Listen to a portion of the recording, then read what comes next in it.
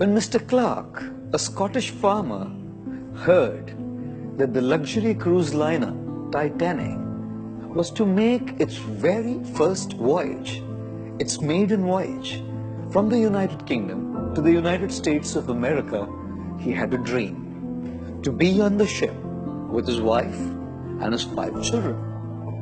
He practically spent most of his life's savings to buy tickets for his entire family. Non-refundable tickets. Guess what? Just a week before the Titanic made its way to America, one of Mr. Clark's son was bitten by a dog. The doctor recommended that the boy be quarantined for his own safety and for the safety of others around him.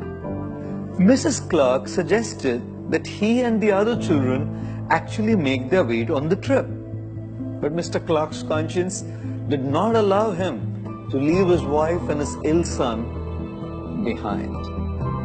Wednesday, the 10th of April, 1912, as the Titanic sailed forth from the Southampton port in Hampshire, England, Mr. Clark stood there crying tears of disappointment and frustration.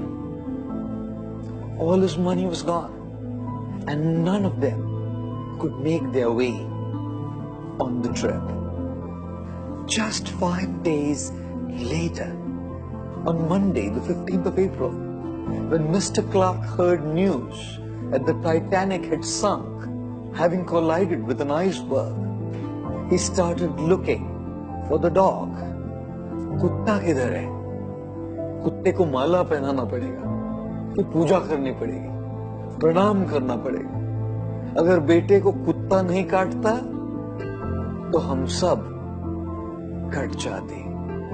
Ladies and gentlemen, isn't it amazing how many plans we make? And isn't it a reality? Not everything goes according to our plans. Even in the game of chess, we may come completely prepared with our strategy to win the game. We may even make our moves thinking that everything will go according to what we had decided and planned.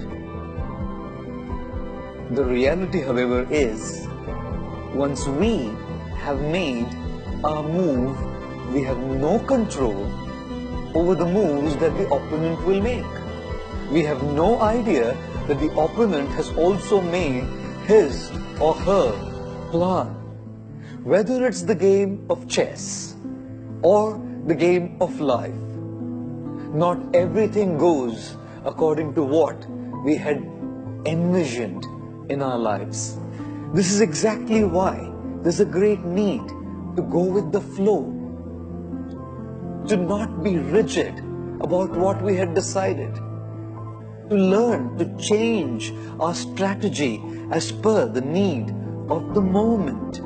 Ladies and gentlemen, adjust your plans, adapt to the challenges that life throws at you, adopt new strategies to match those of your opponent. Life, apply the greatest virtue of flexibility. Don't be rigid.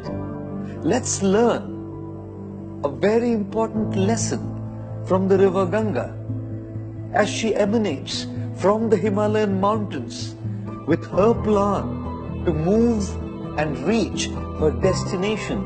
She is not rigid. She is extremely flexible.